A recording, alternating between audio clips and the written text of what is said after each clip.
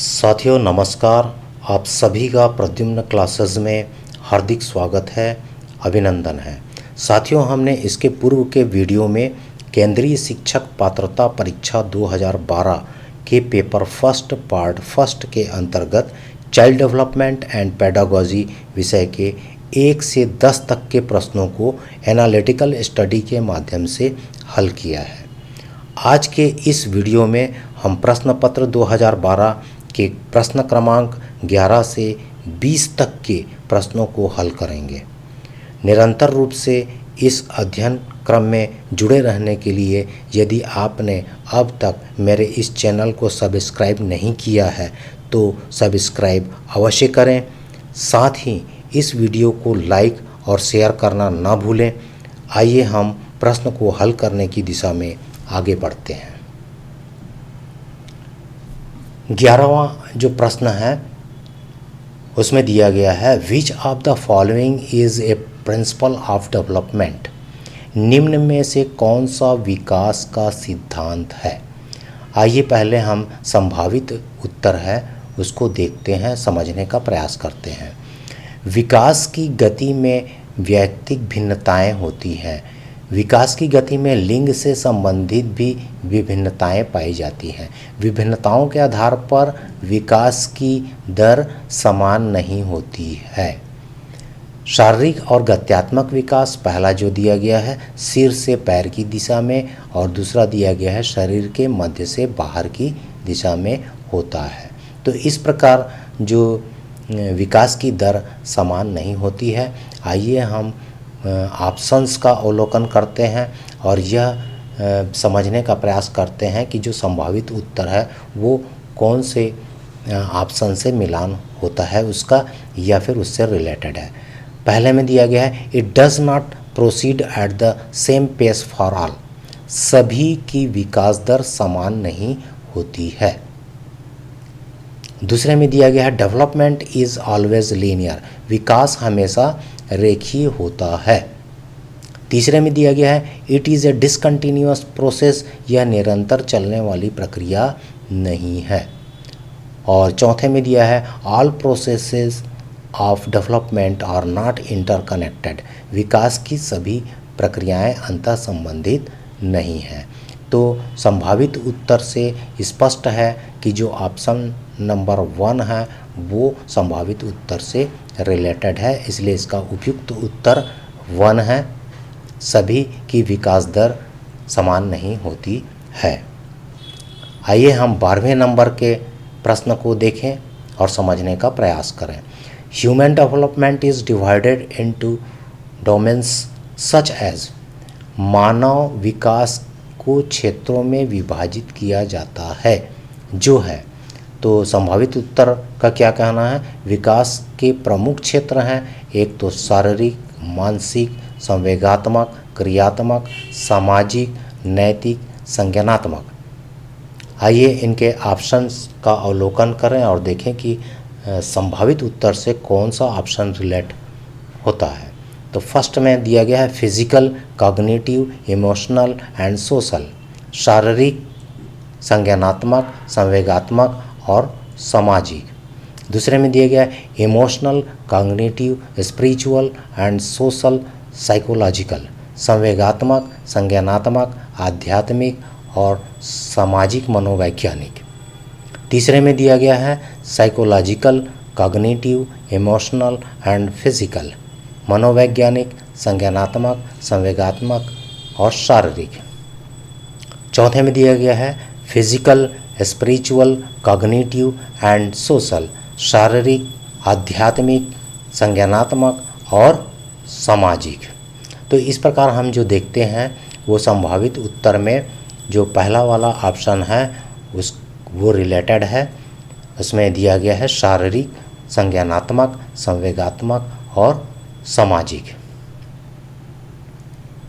तो हम जो इसका उत्तर है प्रथम।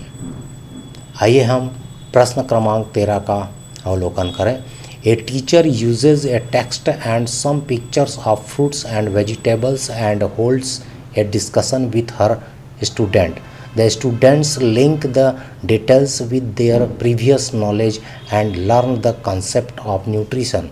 The approach is based on एक शिक्षिका पाठ्य वस्तु और फल सब्जियों के कुछ चित्रों का प्रयोग करती है और अपने विद्यार्थियों से चर्चा करती है।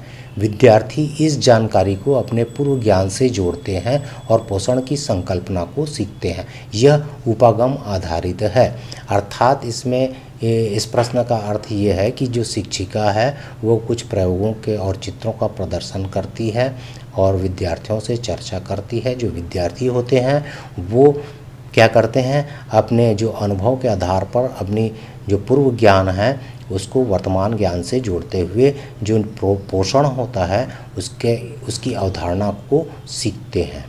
तो यह किससे संबंधित है? आइए इसके संभावित उत्तर की चर्चा करें। विद्यार्थीगण जब पूर्व ज्ञान का प्रयोग करते हुए अपने अनुभवों का प्रयोग करते हुए नए ज्ञान का सृजन करते हैं, अर्थात पूर्व ज्ञान का वर्तमान ज्ञान से जोड़ते हुए नवीन ज्ञान का सृजन करते हैं। तो यहाँ पर हम ऑप्शन का अवलोकन करें। क्लासिकल कंडीशनिंग ऑफ लर्निंग, अधिगम के शास्त्रीय अनुबंधन, थ्योरी ऑफ रेनफोर्समेंट, पुनर्बलन के सिद्धांत, ऑपरेंट कंडीशनिंग ऑफ लर्निंग, अधिगम के सक्रिय अनुबंधन, कंस्ट्रक्शन ऑफ नॉलेज, ज्ञान के निर्माण। तो स्पष्ट है, संभावित उत्तर से स्पष्ट है कि यह चौथे नंबर से रिलेटेड है। तो चौथा नंबर सही उत्तर है ज्ञान के निर्माण में। अब हम आते हैं 14वें प्रश्न की ओर और इसको समझने का प्रयास करते हैं। A child starts to cry when his grandmother takes him from his mother's lap. The child cries due to, जब बच्चे की दादी उसे उसकी माँ की गोद से लेती है तो बच्चा रोने लगता है। बच्चा के किस कारण से रोता है? तो इसका संभावित उत्तर है, एक तो हम ये देखें कि सामाजिक होता है जिसमें समाज से मिलने जुलने का डर होता है, और संवेगात्मक होता है जिसमें चिंता, डर, भय, बेचैनी, क्रोध, घृणा, आनंद का भाव होता है। अजनबी का मतलब होता है कि अपरिचित होने का, और वियोग में होता है अभाव का भाव होता है। तो इस प्रकार हम देखें कि ये कौन से ऑप्शन है जो संभावित उत्तर से रिलेट करता है। तो यहाँ पर हम देखें कि सोशल एंजाइटी, सामाजिक दुश्चिंता, इमोशनल एंजाइटी, संवेगात्मक दुश्चिंता, स्ट्रेंजर एंजाइटी, अजनबी दुश्चिंता, और सेपरेशन एंजाइटी, वियोग दुश्चिंता। तो यह बिल्कुल स्पष्ट है कि यह संवेगात्मक दुश्चिंता होता है जिसमें डर, भय, बेचैनी का भाव उत्पन्न होता है। तो इसका सही उत्तर है इमोशनल एंजाइटी। आइए हम 15वें नंबर के प्रश्न की ओर बढ़ें। In the context of education socialization means, शिक्षा के संदर्भ में सामाजिकरण से तात्पर्य है। अब हम पहले सामाजिकरण को समझते हैं संभावित उत्तर के माध्यम से। समाज के संपर्क में आना, सामाजिक चेतना एवं उत्तरदायित्व की भावना का विकास होना, समाज के विभिन्न परंपरा, रीति रिवाजों, मान्यताओं, आदर्शों, मूल्यों, संस्कृतियों को स्वीकार कर समाज के अनुरूप व्यवहार करने की प्रक्रिया।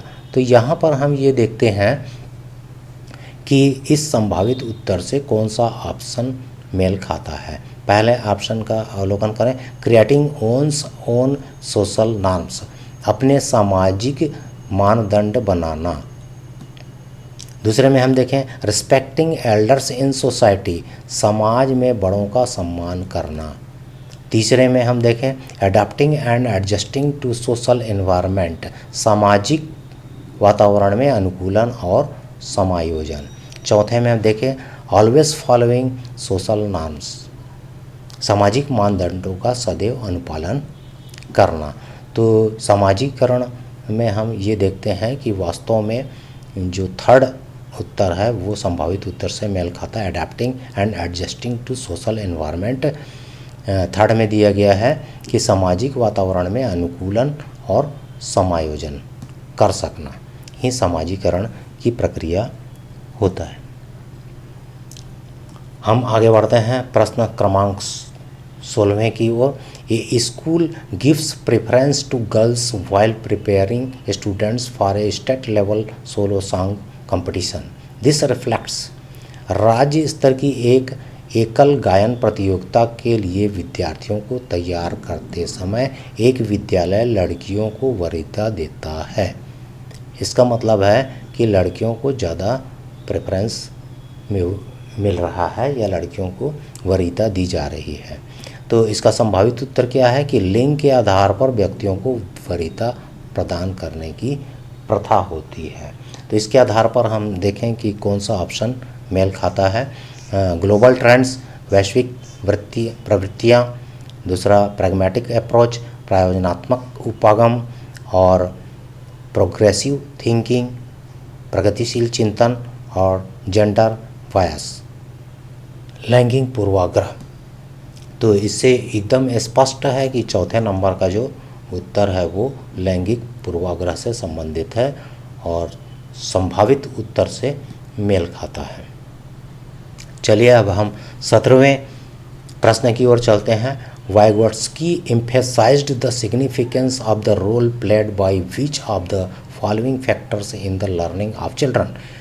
वाइगोट्स्की बच्चों के सीखने में निम्नलिखित में से किस कारक की महत्वपूर्ण भूमिका पर बल देते हैं? कौन सी भूमिका पर वह बल देते हैं? तो सीधी सीधी बात है, वाइगोट्स्की के संज्ञानात्मक विकास के सिद्धांत को सामाजिक सांस्कृतिक सिद्धांत भी कहते हैं। तो सीधे सीधे हम उसके उत्तर की ओर चलते हैं। हेरिडिटी, अनुवांशिक नहीं हो सकता, नैतिक भी नहीं हो सकता, शारीरिक भी नहीं हो सकता, और सीधे सीधे इसका उत्तर है चौथे नंबर का सोशल, सामाजिक। चलिए हम 18वें नंबर के प्रश्न की ओर बढ़ते हैं।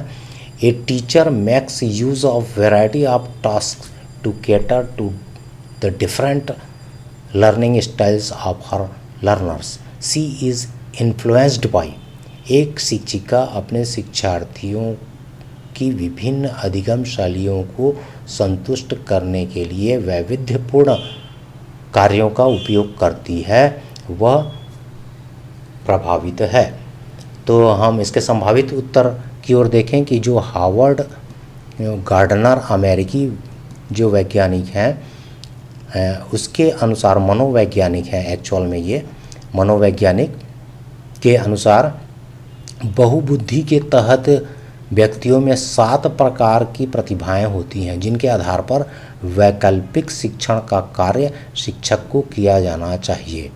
तो विभिन्न अधिगम शैलियों को संतुष्ट करने के लिए विभिन्न प्रकार के गतिविधियों का आयोजन किया जाना चाहिए। तो हम देखें ऑप्शन में कौन सा ऑप्शन इससे मेल खाता है संभावित उत्तर से। पहले में दिया गया है Kohlberg moral development theory, Kohlberg के नैतिक विकास के सिद्धांत। दूसरे में दिया है Gardner's multiple intelligence theory, Gardner के बहुबुद्धि सिद्धांत, जिसमें 7 प्रकार के जो मल्टीपल इंटेलिजेंस है उनके बारे में दिया गया है। तो इसमें चूँकि गार्डनर का नाम दिया गया है तो उत्तर स्पष्ट है। तीसरे में दिया है वाइगोट्स्की सोशियो कल्चरल थ्योरी, वाइगोट्स्की के सामाजिक सांस्कृतिक सिद्धांत, और चौथे में पियाजेस कॉग्निटिव डेवलपमेंट थ्योरी, पियाजे के संज्ञानात्मक विकास का सिद्धांत। तो इसका उत्तर स्पष्ट है दूसरे नंबर का। अब हम आते हैं 19वें नंबर के क्वेश्चन पर। A teacher never gives answer to questions herself, the she encourages her students to suggest answers, have group discussions and adopt collaborative learning. This approach is based on the principle of, अर्थात इसका मतलब है कि एक शिक्षिका अपने आप से कभी प्रश्नों के उत्तर नहीं देती, वह अपने विद्यार्थियों को उत्तर देने के लिए समूह चर्चाएं, सहयोगात्मक अधिगम अपनाने के लिए प्रोत्साहित करती है। यह उपागम के सिद्धांत पर आधारित है। तो बिल्कुल स्पष्ट है कि जब भी हम बालकों के अनुरूप या उनकी योग्यताओं के अनुरूप शिक्षण कार्य करते हैं तो वह बाल केंद्रित शिक्षा के अंतर्गत होता है। सभी विद्यार्थियों को सीखने का अवसर दिया जाता है। तो इसलिए समूह चर्चाएं और सहयोगात्मक अधिगम अपनाने के लिए वह प्रोत्साहित करती है। तो चलिए देखें कि इसमें कौन सा ऑप्शन सही है। Proper organization of instructional material, अनुदेशात्मक सामग्री के उचित संगठन। दूसरा दिया गया है setting a good example and being a role model, अच्छा उदाहरण प्रस्तुत करना और भूमिका प्रतिरूप बनना। और तीसरे में दिया गया है रेडीनेस टू लर्न, सीखने की तत्परता। और चौथे में दिया है एक्टिव पार्टिसिपेशन, सक्रिय सहभागिता। तो बिल्कुल स्पष्ट है कि बालकों की सक्रिय सहभागिता होनी चाहिए अधिगम के प्रति, तभी अधिगम अच्छे से होता है और यह बाल केंद्रित शिक्षा के अंतर्गत होता है। चलिए हम 20वें और अंतिम प्रश्न की ओर बढ़ते हैं। Which of the following is a teacher related factor affecting learning, निम्नलिखित में से कौन सा शिक्षक से संबंधित अधिगम को प्रभावित करने वाला कारक है। यदि शिक्षक को विषय तथा उसके शिक्षण अधिगम प्रक्रिया का पूर्ण ज्ञान है तब अधिगम में प्रभाव पड़ता है, यानी अधिगम तीव्र गति से होता है। यह इसका संभावित उत्तर है। आइए हम मिलान करते हैं इनके ऑप्शन से। पहला में दिया गया प्रॉपर सीटिंग अरेंजमेंट, बैठने की उचित व्यवस्था। दूसरे में बात की गई है availability of teaching learning resources, शिक्षण अधिगम संसाधनों की उपलब्धता। और तीसरे में बात की गई है नेचर ऑफ द कंटेंट और लर्निंग एक्सपीरियंसेस, विषय वस्तु या अधिगम अनुभवों की प्रकृति इसमें दिया गया है।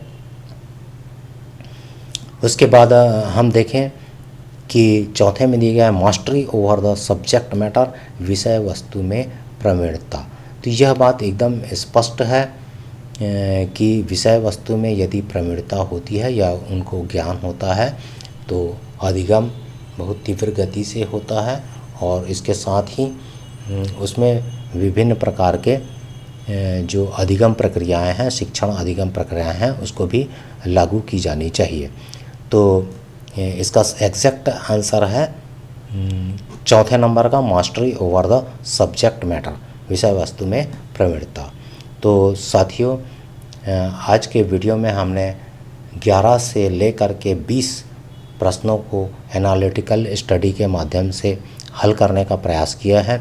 आपको यह वीडियो कैसे लगा आप कमेंट बॉक्स में अवश्य लिखिए और अपने सुझाव भी दीजिए। और अगले वीडियो में हम 21 से 30 प्रश्नों को सॉल्व करेंगे। और तब तक के लिए आप सभी को बहुत बहुत धन्यवाद और नमस्कार।